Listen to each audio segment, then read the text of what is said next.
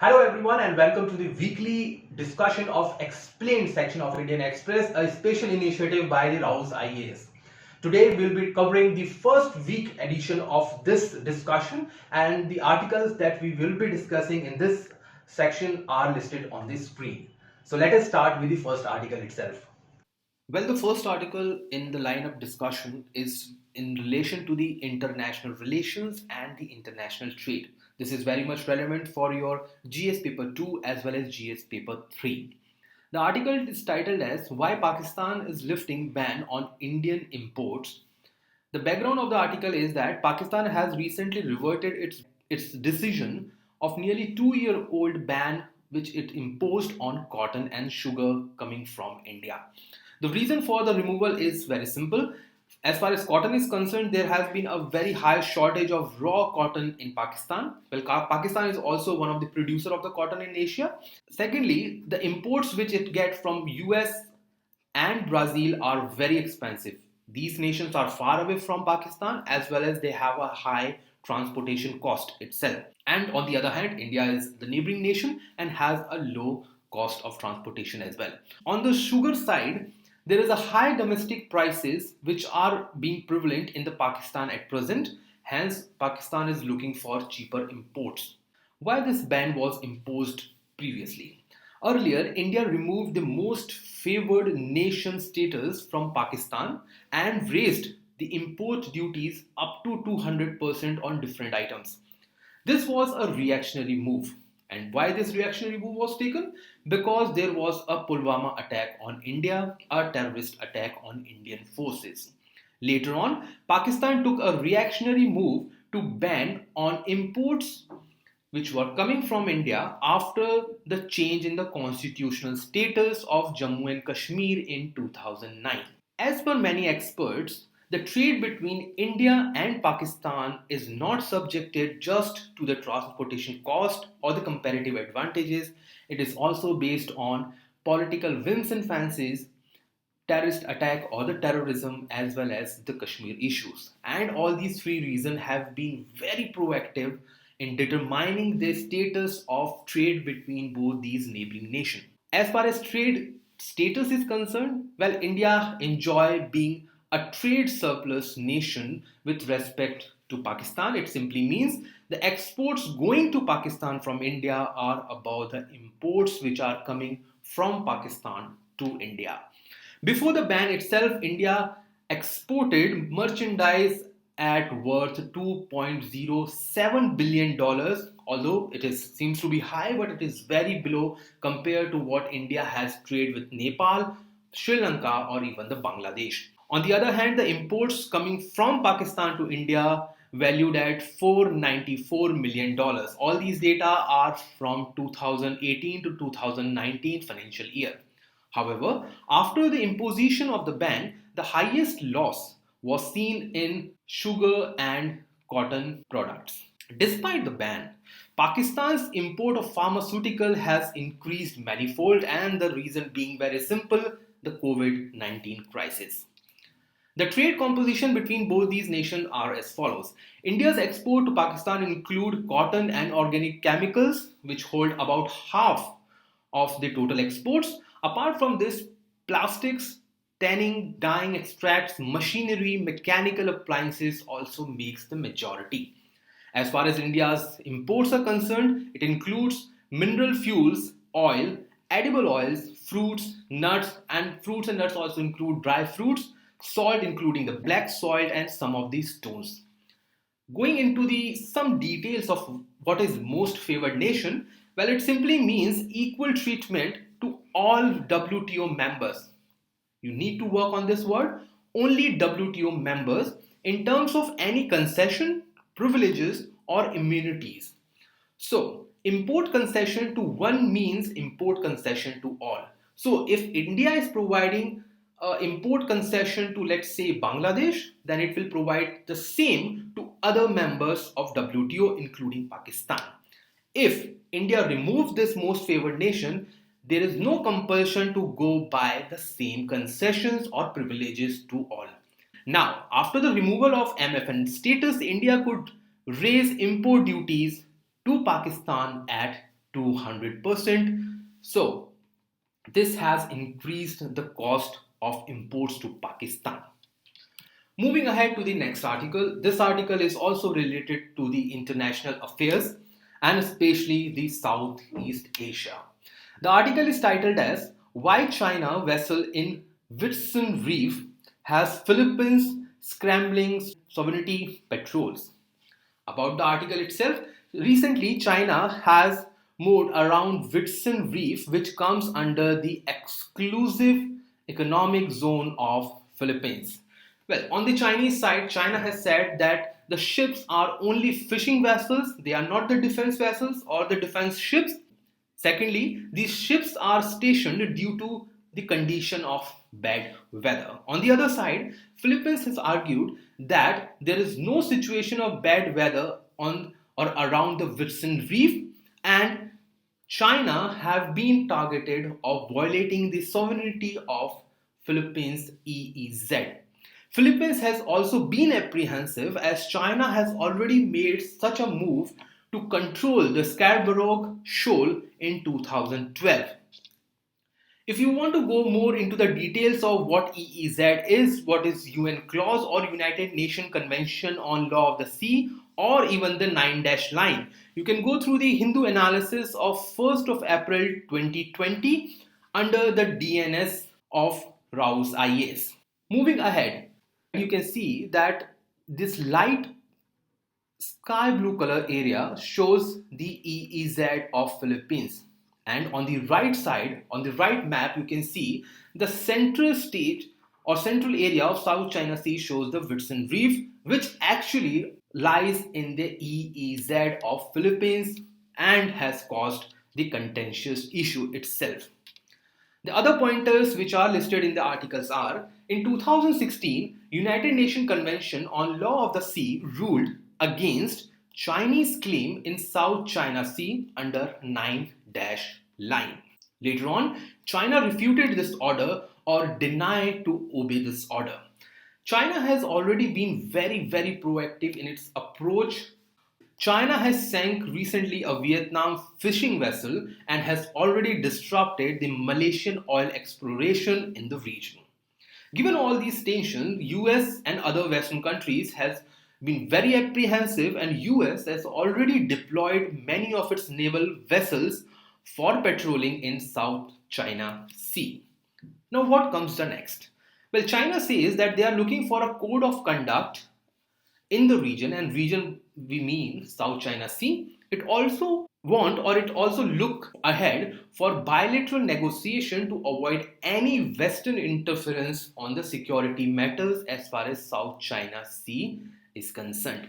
Now, what is the stance of West or the Western nation? Well, Western nation, including the NATO members, are apprehensive about Chinese expansionist tendencies and its regular defiance of international mandates. Hence, they are looking with an eye of suspicion on Chinese activities in South China Sea. Well, moving ahead to the next article. This next article is very much relevant for your GS Paper 1 Geography as well as GS Paper 3 Environmental Issues. This article is titled as Why Forest Fire Break Out in the months of spring and why they have been so frequent in India this year. Recently, there was a high frequency of forest fire which have been reported in the state of Himachal Pradesh, Odisha, Madhya Pradesh, Gujarat and some areas of some wildlife sanctuaries. As per the Forest Institute of India, the forest status of India says that 21.67% of the entire geographical area of India comes under the forest and 2.89% of the tree cover as per Indian State of Forest report is Uttarakhand and Himachal Pradesh have the highest cases of forest fire as per this report, and about 45% of Uttarakhand's geographical area is under the forest fire, which is actually very high. On this map, in the left side, you can see all those areas which are colored in the blue or sky blue color are showing those vulnerable or forest prone area in India. As you can see, majority of the area lies either in Uttarakhand or the northern part of India, also in the northeastern states and the central India. On the other hand, the Western Ghats have very low frequency of forest fires, and Andaman Nicobar have almost nil. The reason being simple, these two areas have high density of evergreen forest which do not go dry all through the year.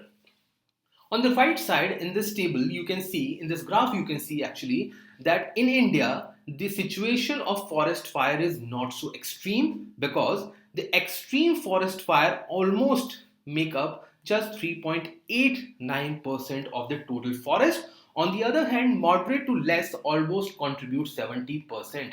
On the right side, you can see the case study of Uttarakhand where the severity of forest fire at extreme level is as low as 0.17%. Moving ahead, going by the causes. As per the article, there are a number of causes which has caused the forest fire in India. The monsoon being very weak has dried the soil moisture this year, which has aggravated the forest fire situation. On the other hand, the climate change situation across the globe has caused longer duration, higher frequency, and higher inflammation of forest fire, as we have already seen in the case of Brazil and Australia. Season of March and April observe that there is a high rate of dry wood, dry leaves, dry grasses, and weeds which are very prone to the forest fire. As per the forest official, majority of the forest fire in India are man-made. For example, the Simlipal forest in Odisha is a case where villagers are known to set dry leaves to fire, so they do it voluntarily to collect mahua flowers and make drinks. Going by the consequences of forest fire cause adverse effect on soil, tree growth and the vegetation in the forest. They also cause adverse effect on the flora and fauna of the area. They render fire affected area as unfit for any further development or succession. They also destroy the animal habitat as seen in the case of Australia where animals like kangaroo and koala were perished to death. So they affect the soil moisture because higher temperature reduces the soil moisture which is very much needed by the trees, and they also causes stunted forest growth. Why a concern? Now, why a forest fire is a concern? Forests are means for mitigating adaptation to climate change. We need forests to fight the climate change. Forests act as sink resources and source of carbon in the environment. So through the process of photosynthesis, forest can reduce the CO2 level in the environment. It also provides livelihood to village people, including the fuel wood, bamboos, fodder, and even the small timber wood. However, why it is difficult to control forest fire? As per the article, there are four limitations. First being the locality of the forest. Some of the forests are so localized that it is not possible to reach there on time or at the right moment. There are some forests which also have limited access to itself. So it is hard to reach or climb those forest areas to control the fire. There is also a shortage of staff as far as forest department as well as the disaster management department is concerned. Lastly, there are challenges of thick forest where maneuverability or movement of the firefighting people is very hard. And lastly, what are the measures required or have been taken as per the article?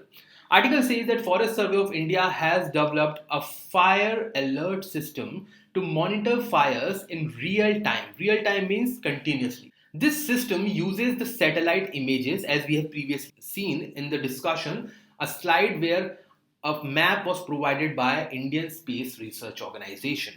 Currently, India is using the MODIS system, which means Moderate Resolution Imaging Spectroradiometer. It is a kind of sensor which is used to identify the fire accidents.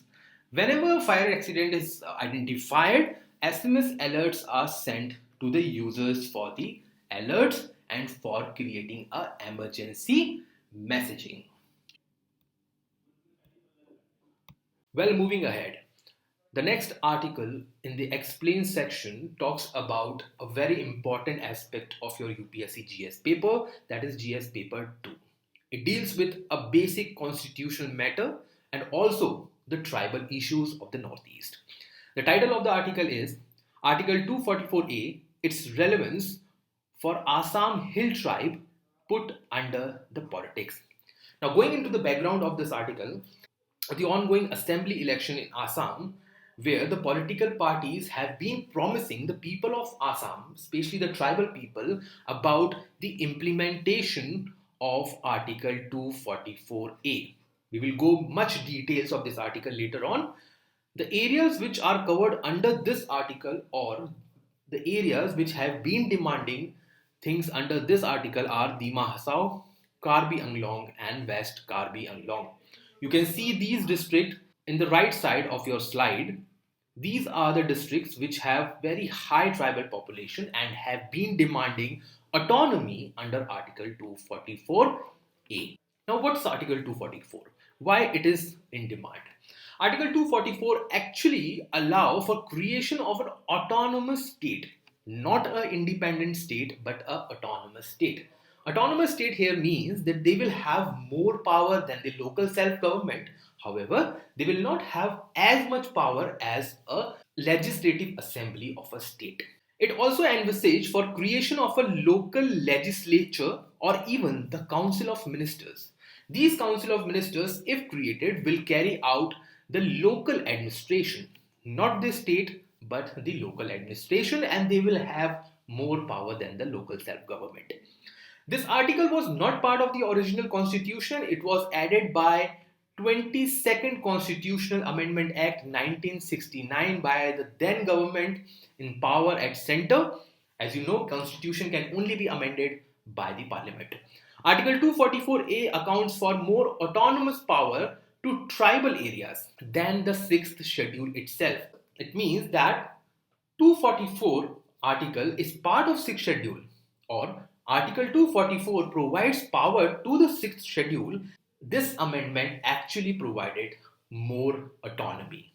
Among these, the most important power is control over law and order. It simply means 6th schedule does not provide more power in law and order situation. Note, in autonomous council under 6th schedule, they do not have jurisdiction of law and order. So the existing places or the existing areas under 6th schedule do not have jurisdiction of law and order. However, if 244A is implemented, those areas will have this kind of power.